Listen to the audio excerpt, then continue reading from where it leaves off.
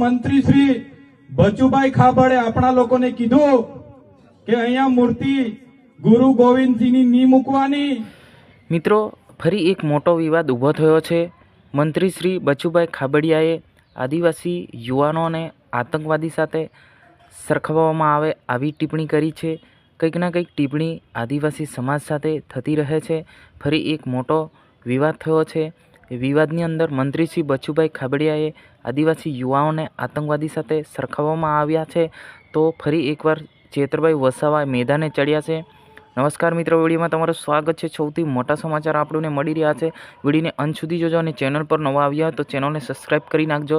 તે બદલ ગુરુ ગોવિંદના મહારાજનું જે અપમાન કરનારા બચુભાઈ ખાબડિયાને જો જાહેરમાં માફી માંગવાની જે માંગ કરી રહ્યા છે આદિવાસી સમાજ। જી હા મિત્રો, વાત કરવામાં આવે તો આદિવાસી સમાજ ખૂબ મોટો સમાજ છે। ફરી એકવાર વિવાદ ઊભો થયો છે। જે મંત્રી શ્રી બચુભાઈ ખાબડિયાએ કહ્યું છે કે આદિવાસી યુવાઓને આતંકવાદી સાથે સરખાવવામાં આવ્યા છે।